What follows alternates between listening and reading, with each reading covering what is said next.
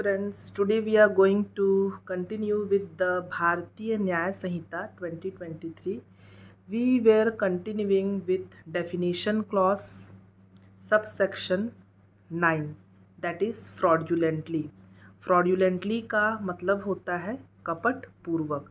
पहले हम बेर एक्ट देखेंगे कि क्या बोलता है. After that we will try to understand it in our own language.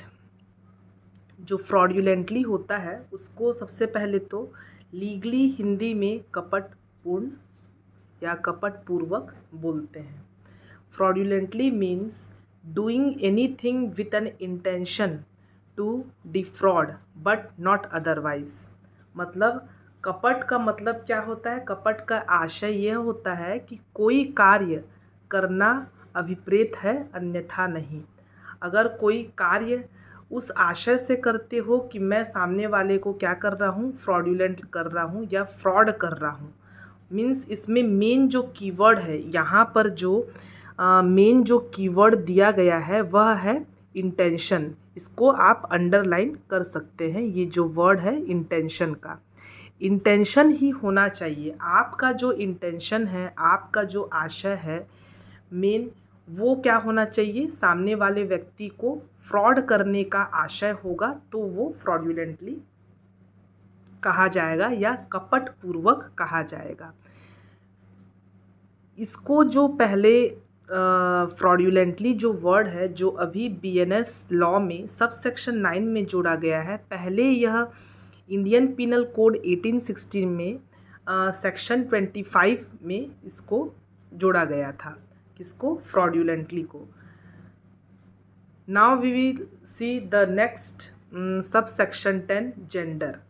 Gender means लिंग. लिंग जो जेंडर वर्ड है, pronoun he and its derivatives are used of any person whether male, female और transgender. Now will see it. Gender means इसको legally Hindi बोलते हैं लिंग. लिंग पुल्लिंग वाचक शब्द वह है और इसका प्रयोग किसी भी व्यक्ति के लिए किया जाता है, चाहे वह पुरुष हो या महिला हो या उभय लिंगी हो. जो ये ट्रांसजेंडर जो वर्ड दिया गया है ट्रांसजेंडर का, उसको हम हिंदी में उभय लिंगी बोलते हैं. Why I am trying to teach both language, English as well as Hindi, because अगर आप कहीं प्रैक्टिस कर रहे हैं किसी भी कोर्ट में, आपको डुअल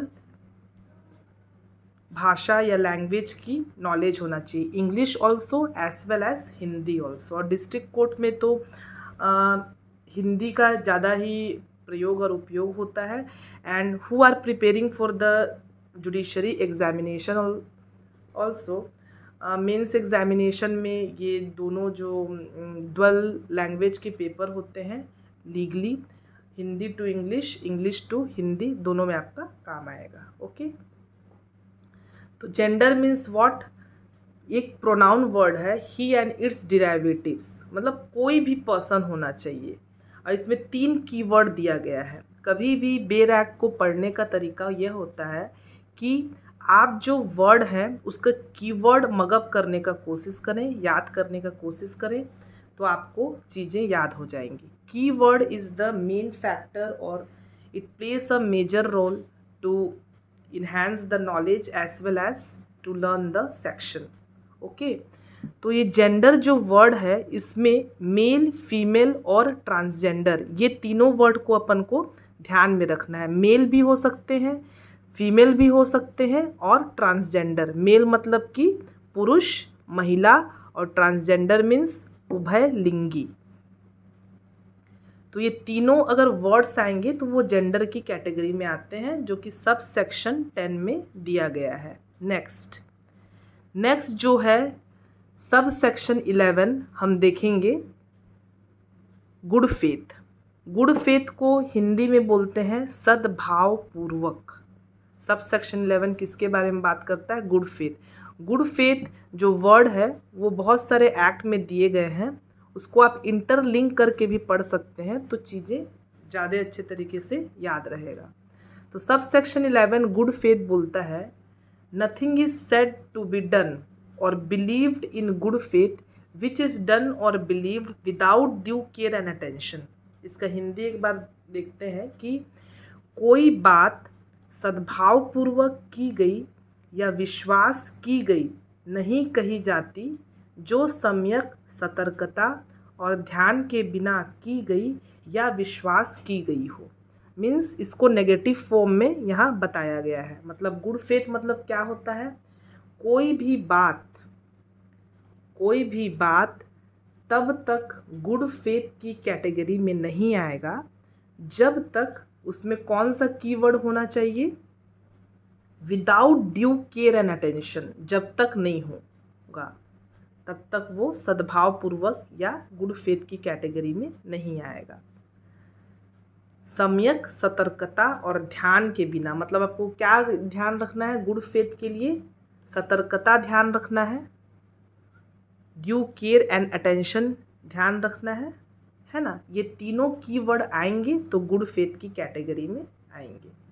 बेर एक्ट का सही पढ़ने का और सही तरीके से समझने का और सही तरीके से याद करने का यही एक तरीका है। एक बार आप अच्छा से पढ़िए, उसके बाद जो उसका मेन कीवर्ड है उसको आप अंडरलाइन कर लीजिए, then it will be useful and you will be easily grasp the words everything. Okay, तो गुड फेथ को पहले जो है इंडियन पिनल कोड 1860 में सेक्शन 52 में मेंशन किया गया था।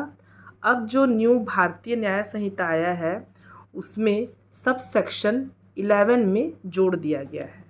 तो क्लियर, जो गुड फेथ कब होगा, जब ड्यू केयर एंड अटेंशन होगा तो वो गुड फेथ माना जाएगा।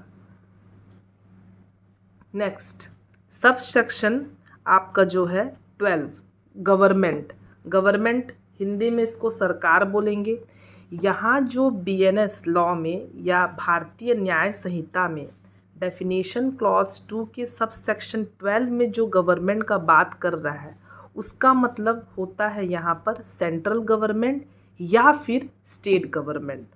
सरकार से केंद्रीय सरकार या कोई भी राज्य सरकार अभिप्रेत होगा तो वो गवर्नमेंट बोला जाएगा। इसको भी सेम इंडियन पिनल कोड 1860 में जब हम पढ़ते थे पहले तो सेक्शन 17 में इसको मेंशन किया गया था। अब जो है इसको सेक्शन 2 के सब सेक्शन 12 में इसको जोड़ दिया गया है। एक चीज़ और आप ध्यान रखेंगे कि जब बेर एक्ट को पढ़ते हैं तो मे और शाल, कहाँ पर मे बोल रहा है और कहाँ पर शाल बोल रहा है उसको भी ध्यान देंगे। Because may is the presumption. जब इंडियन एविडेंस एक्ट पढ़ेंगे तो उसमें डिफाइन भी किया गया है कि मे वर्ड क्या होता है, शाल वर्ड क्या होता है। मे मीन्स प्रिजम्पशन, मतलब वो एक्यूरेट नहीं होगा, एंड शाल मीन्स मैंडेटरी होता है। तो यहाँ पर गवर्नमेंट का जो मतलब है सेंट्रल गवर्नमेंट या फिर स्टेट गवर्नमेंट होगा तो वो गवर्नमेंट माना जाएगा। क्लियर। अब है सब सेक्शन 13 हार्बर का मतलब क्या होता है, संश्रय। एक चीज़ और मैं बता दूं, everyone teaches with means gist form या शॉर्ट फॉर्म में बता देते हैं, एंड मैं ट्राई कर रही हूँ कि जो बेर एक्ट का प्योर फॉर्म है उसको समझाने का कोशिश कर रही हूँ, ताकि जो लोग कोचिंग नहीं कर पा रहे हैं या जिसको बेर एक्ट पढ़ने में दिक्कतें आ रही हैं, जो स्टार्ट किए हैं बेर एक्ट पढ़ना and they are unable to understand, for them I think it will be useful. इसलिए मैं प्योर बेर एक्ट को पढ़ के उसके बाद कोशिश कर रही हूँ कि अपने ओन लैंग्वेज में आपको समझाऊँ ताकि आप लोगों को समझ में आए। क्लियर। तो अब सब सेक्शन 13 हम देखेंगे हार्बर मतलब क्या होता है, संश्रय। संश्रय को हम और एक नॉर्मल लैंग्वेज में बोल सकते हैं कि मतलब किसी को जगह देना, रहने का जगह देना, है ना, एकदम नॉर्मल लैंग्वेज में हम बोल सकते हैं। तो जो हार्बर वर्ड है उसका हिंदी है संश्रय। एक बात और बोल रही हूँ कि जो हार्बर है, जो संश्रय बोल रही हूँ, आप लोग एक कॉपी भी बना सकते हैं लीगल वोकैब करके, और उसको हार्बर मीन्स संशय होता है, ये आप लिख सकते हैं ताकि आपका एक नोट्स बन जाए लीगल वोकैब के लिए। बाद में आप लोग जब ट्रांसलेशन करें तो आप लोगों को कोई दिक्कत ना आए। क्लियर? तो जो हार्बर वर्ड दिया गया है, फर्स्ट हम बेर एक्ट पढ़ेंगे कि बेर एक्ट लैंग्वेज क्या बोलता है, हार्बर मीन्स व्हाट। तो ये जो हार्बर वर्ड है इसके इंक्लूड्स क्या क्या होंगे, supplying a person with shelter, food, drink, money, cloth, arms, ammunition और द मीन्स ऑफ कन्वीनियंस और the assisting a person by any means whether the same kind as those enumerated in this clause or not or evade the apprehension। पहले तो word समझेंगे कि word क्या बोल रहा है, हार्बर के अंतर्गत क्या क्या आते हैं। तो हार्बर के अंतर्गत कोई भी अगर व्यक्ति है, कोई भी जो पर्सन है, उसको आप क्या दे रहे हैं, शेल्टर दे रहे हैं। शेल्टर मीन्स भोजन, सॉरी शेल्टर मीन्स आश्रय दे रहे हैं। देन फूड, फूड मीन्स भोजन दे रहे हैं। जो ये वर्ड है ना उसको आप अंडरलाइन करके पढ़ो तो आपको जल्दी याद होगा। शेल्टर दे रहे हैं, फूड दे रहे हैं, है ना, या कोई भी पेय, पेय मतलब ड्रिंक, है ना, पानी वानी जो भी आप दे रहे हैं, या मनी मतलब धन, क्लोथ मीन्स वस्त्र, आर्म्स मीन्स आयुध, एम्यूनिशन मीन्स गोला बारूद, ऐसे कोई वस्तु दे रहे हैं, किसी पर्सन को आप सप्लाई कर रहे हैं। ठीक है, by the means of what, किसी भी साधनों के द्वारा आप उसको क्या कर रहे हैं, सप्लाई कर रहे हैं, उसको आप सहायता कर रहे हैं, तो ये माना जाएगा, मतलब किस चीज़ के लिए आप सहायता कर रहे हैं, उसको बचा रहे हैं।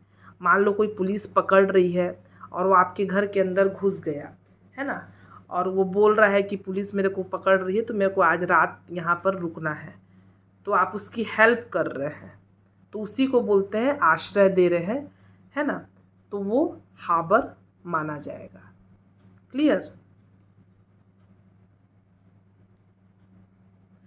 शॉर्ट फॉर्म में ये हम समझ सकते हैं कि हार्बर मतलब किसी भी पर्सन को, किसी भी व्यक्ति को शेल्टर, फूड, ड्रिंक, क्लोथ या कोई भी वस्तु से उसको आप बचा रहे हैं, उसको रहने की जगह दे रहे हैं, तो वो हार्बर या संश्रय माना जाएगा।